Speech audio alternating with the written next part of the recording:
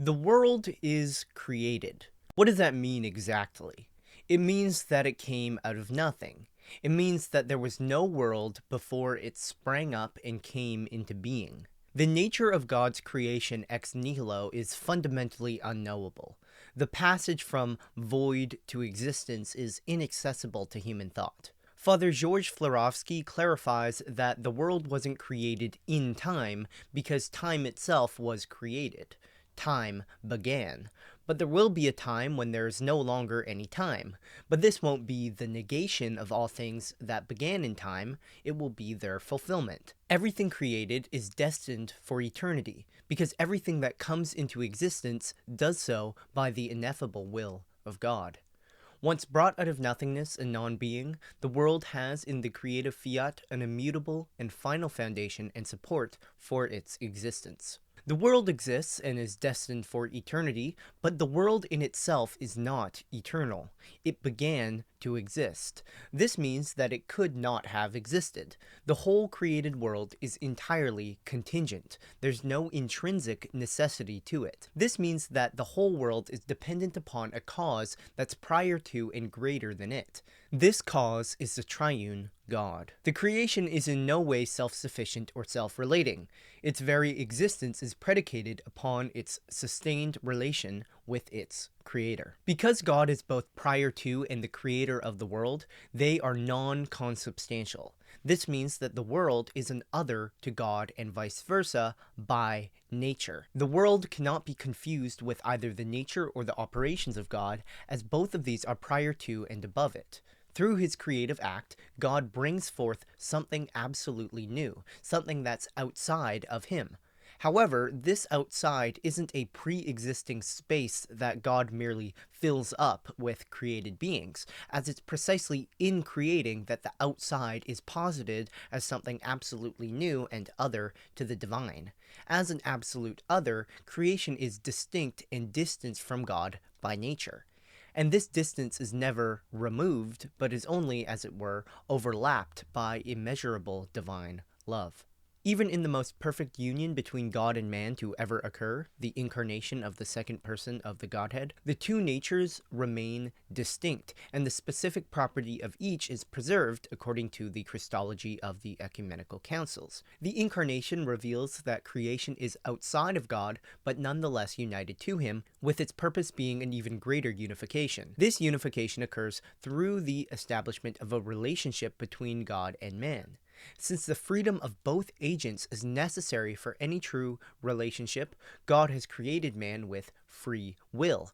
The freedom God has given us is disclosed, first of all, as the choice between two equally possible paths, towards God or away from him. To move away from God is to move towards death and destruction, as the life of creation is found solely in the Creator. And while God has bound himself to the world, and the world is destined to be united with him even further, this isn't a binding necessity of creaturely nature. It's possible for individual people to freely reject the vocation God has given them, which ultimately leads to their death. But this path doesn't end in utter annihilation or non-existence, as nothing in creation has the power to destroy what God has created. Rather, it ends in eternal death.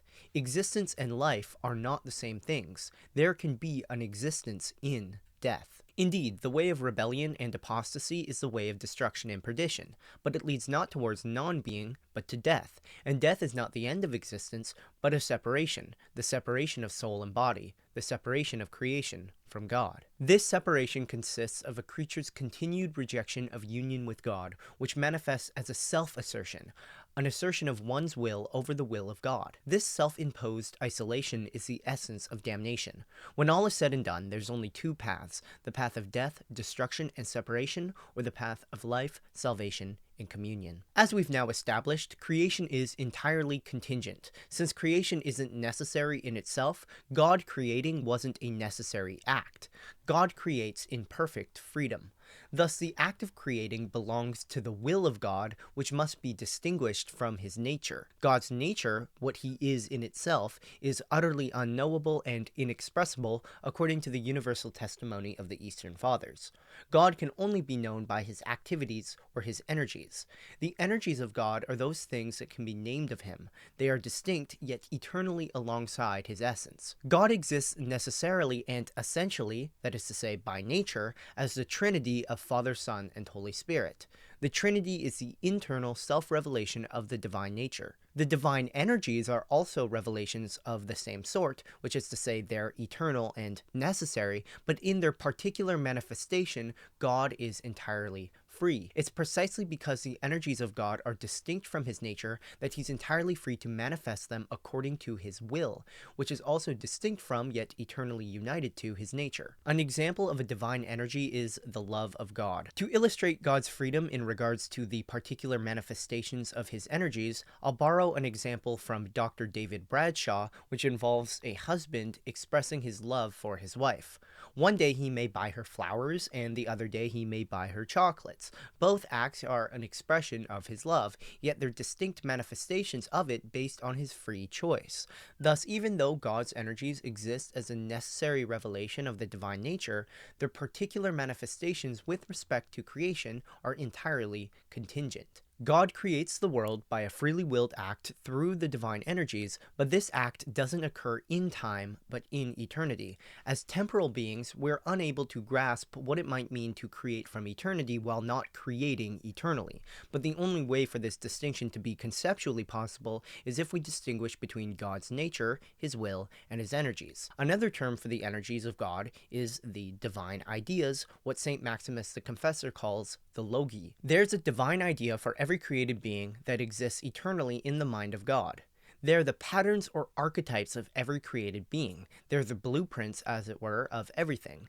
These ideas are eternal, but they don't belong to the eternity of God's nature. The idea of the world, God's design and will concerning the world, is obviously eternal, but in some sense not co-eternal and not conjointly everlasting with him, because distinct and separated, as it were, from his essence by his volition. One might with permissible boldness say that in the divine idea of creation there's a kind of contingency, and that if it is eternal, it's not an eternity of essence, but a free eternity. I've heard from a reputable source that the divine ideas related to creation must be distinguished from the ideas or energies associated with the essential life of God, such as love. Thus, there's a very nuanced and mysterious distinction between the divine idea of creation, that's the result of the will of God, and those that are co-eternal with, yet nonetheless distinct from, the divine nature. So there are the divine ideas or energies that are essential to God, and then there are those that are eternal but contingently willed by him.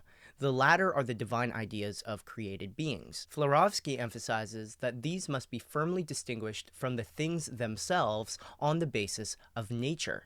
The ideas are divine and eternal, while creatures have a beginning. One can't even say that the divine ideas are the essence or substance of the created things the way Plato does, as the divine pattern in things is not their substance or hypostasis, it's not the vehicle of their qualities and conditions. Rather, it might be called the truth of a thing. It's transcendental entelechy, but the truth of a thing and the substance of a thing are not identical. As the truths of created beings, the divine ideas, or logi, exist in the Logos, the second person of the Trinity. Every creature's purpose, or telos, is to become a participant in their logi, and thus of the divine Logos himself. Every created being is meant to become united to God in the Logos in their own irreducibly unique way, which is why there's a multiplicity of logi, but one Logos. Participation in the divine life consists of communion with the supernatural divine energies of God. This communion doesn't result in the creature becoming dissolved into the divine. While remaining a creature by nature, through participation in the divine energies, it's able to transcend its natural mode of being by grace. This deification is by grace alone, through the free cooperation of the creature. There is in creation a supernatural, challenging goal set above its own nature. The challenging goal founded on freedom of a free participation in and union with God. This challenge transcends created nature, but only by responding to it is this nature itself revealed in its completeness. Our world was created in an incomplete form. It was meant to mature through cooperation with God until it was able to experience the fullness of His presence. However, when sin entered the world, it became less than incomplete, as it were. Not only was the world not fully united with God, but it had also began actively moving away from Him. It's now an arduous process to enter back into a proper mode of relation with God, as it involves the cutting off of sin from our lives. God cannot exist alongside sin, as sin is, in essence, a movement away from communion and into isolation. In modern times, we believe that living authentically involves living true to ourselves, as if we're our own standards of truth. But this has only resulted in an increased sense of loneliness and isolation. This was to be expected according to the Christian faith, which teaches that our truth is outside of us, and that becoming ourselves involves entering into communion with the capital T truth. In separation from God and in self-isolation, man falls to a plane lower than himself. But at the same time, he does not realize himself merely out of himself. Because the goal lies beyond nature, it is an invitation to a living and free encounter and union with God.